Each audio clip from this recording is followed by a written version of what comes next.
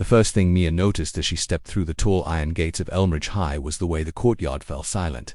The laughter and gossip that had bounced off the brick walls only a moment before seemed to vanish in the mid-morning air. She knew that hush. It was the same back at her old school, and the one before that. The hush that came when everyone sensed trouble had walked in. She adjusted her backpack on her shoulder, lifting her chin, and tried to pretend she didn't hear the whispers. But she heard them all like tiny needles pricking her skin. That's her. New girl. Transferred after a fight. I heard she broke a kid's arm. Mia sighed, wishing it were true. At least then she'd have had a reason. The reality was far sadder. She'd only been defending herself. But it didn't matter. No one ever cared why she fought. They just remembered that she did. As she crossed the yard, she scanned for the front office and tried not to make eye contact. But she couldn't help noticing a group of boys standing near the bike racks. They wore the smirk of kids who thought they owned the place. The tallest of them, red-headed brute with acne scars, nudged the smaller boy beside him. Watch this, he said, loud enough that Mia could hear. Hey shrimp, you forget your lunch money again. Mia turned her head just in time to see the smaller boy flinch. He had a mop of dark hair that kept falling in his eyes, and the skinny, hunched posture of someone who expected to be hit. His hands shook as he tried to speak. I don't have anything today.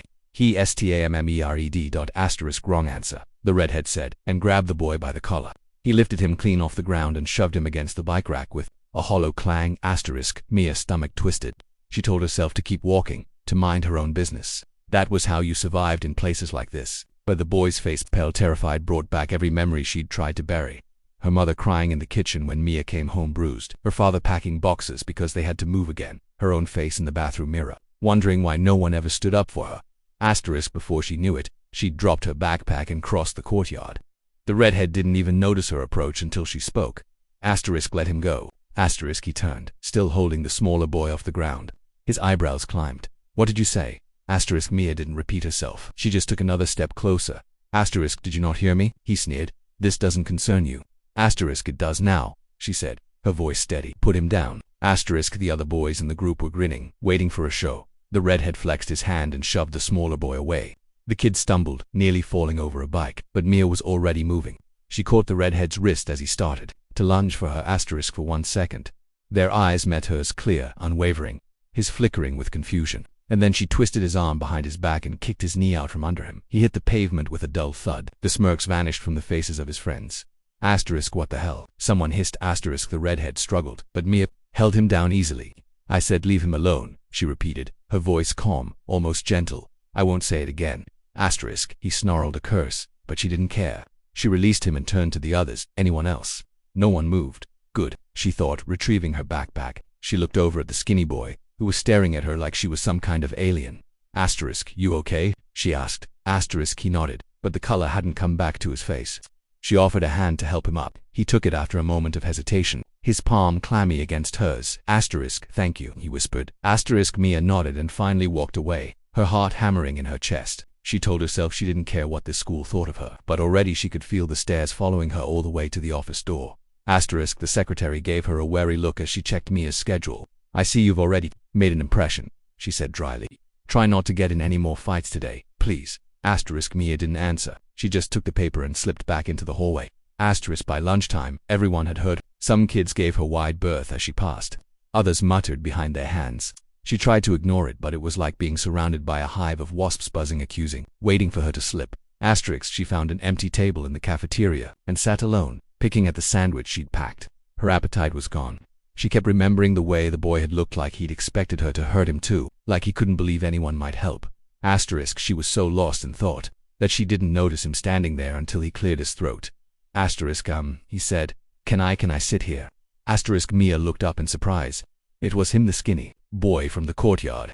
He was clutching a lunch tray like a shield. You don't have to, she said quickly. I know people probably, I want to, he interrupted, voice barely above a whisper. Please, she gestured to the seat across from her. He slid into it as if expecting someone to yank him away.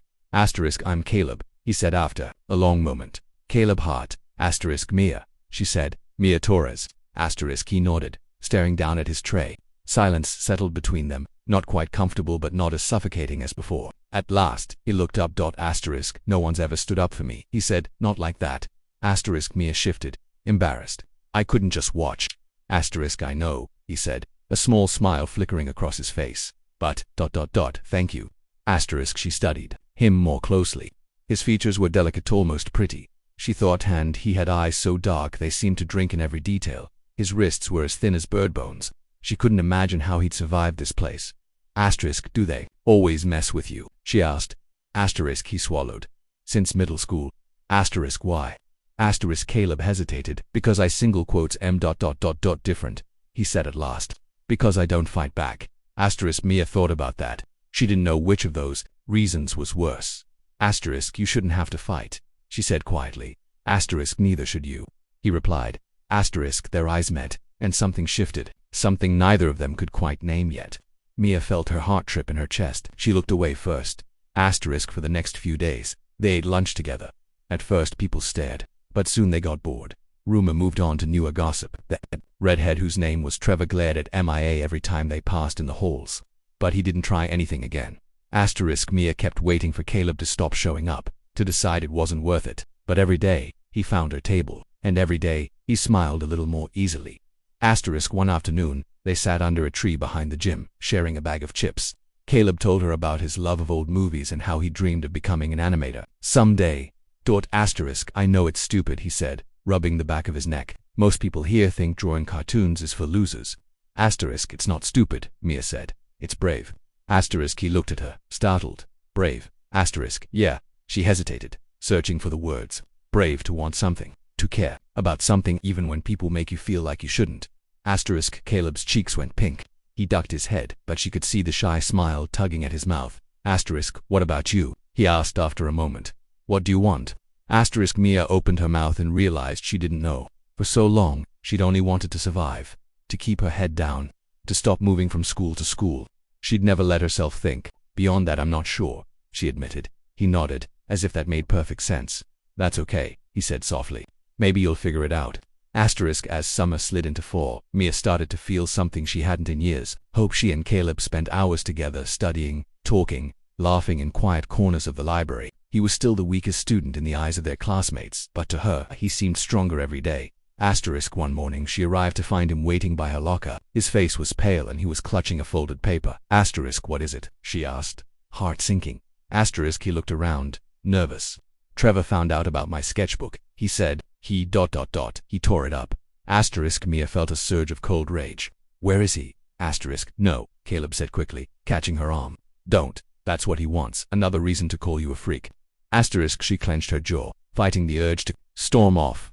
He doesn't get to break you, she said finally. He doesn't.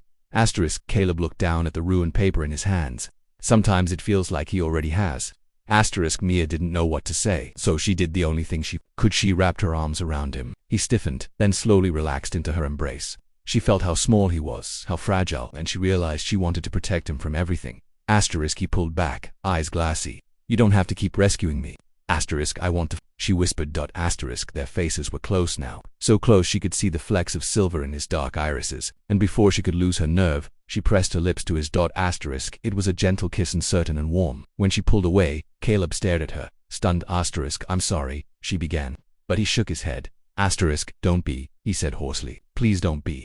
Asterisk, that afternoon, she went with him to the art room. They sat side by side, taping the pages of his sketchbook back together. With every piece they mended, she felt a little more whole herself. Asterisk, days passed. The school learned to look past her reputation. Trevor still sneered, but he stopped trying to provoke her. And Mia began to see a future that wasn't defined by violence or fear. A future where she could love and be loved, where she could belong.